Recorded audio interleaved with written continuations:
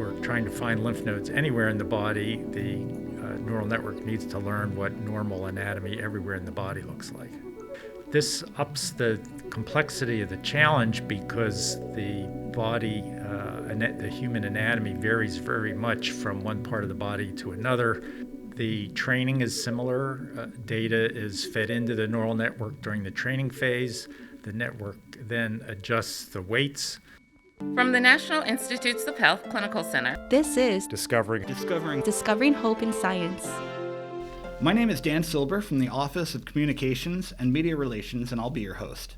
Today, we'll be talking about the article Universal Lymph Node Detection in T2 MRI Using Neural Networks. Dr. Summers is a tenured senior investigator and staff radiologist in the Radiology and Imaging Sciences Department at the NIH Clinical Center in Bethesda, Maryland. His research interests include thoracic and abdominal imaging, large radiology image databases, and artificial intelligence. Dr. Summers, thank you so much for being with us today. Yeah, it's a great pleasure to be here with you. Today we're talking about the article Universal Lymph Node Detection in T2 MRI Using Neural Networks. For those that are unfamiliar, what's a neural network?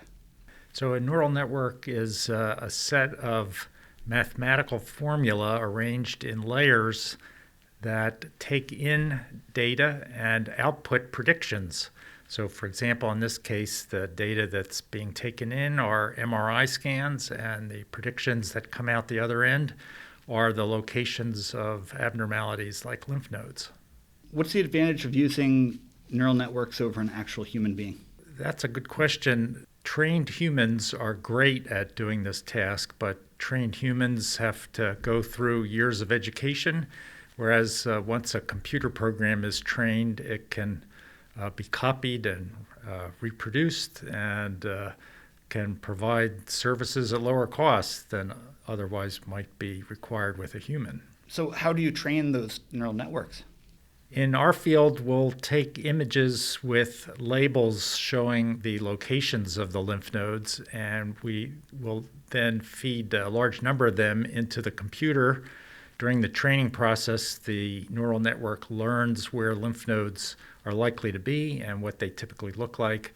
And then once the training is done, we will then evaluate how well the neural network works with data that the neural network hasn't seen before. That's very cool. Is that time consuming? The training can take sometimes days or even weeks. But once the network is trained, the network can make the predictions very quickly, sometimes in less than a second. How are neural networks in healthcare different than, say, art or in writing production, which also use neural networks? There are many similarities, just like in the examples that you mentioned. The training is similar. Data is fed into the neural network during the training phase. The network then adjusts the weights inside the network, and then predictions are made, which are then tested in a fresh set of data. And we do the same thing with healthcare data. We train using images or other medical data in which the predictions are known, and then evaluate whether the network does well with images that were not provided during the training. In this case, how does lymph node universal detection differ from finding lymph nodes in some specific part of the body? So in universal detection, we're trying to find every lymph node anywhere in the body, whereas in earlier works, we were focusing on particular areas in the body. This ups the complexity of the challenge because the body, the human anatomy varies very much from one part of the body to another. And when we're trying to find lymph nodes anywhere in the body, the neural network needs to learn what normal anatomy everywhere in the body looks like. How does this work? How will that trickle down and affect the population as a whole?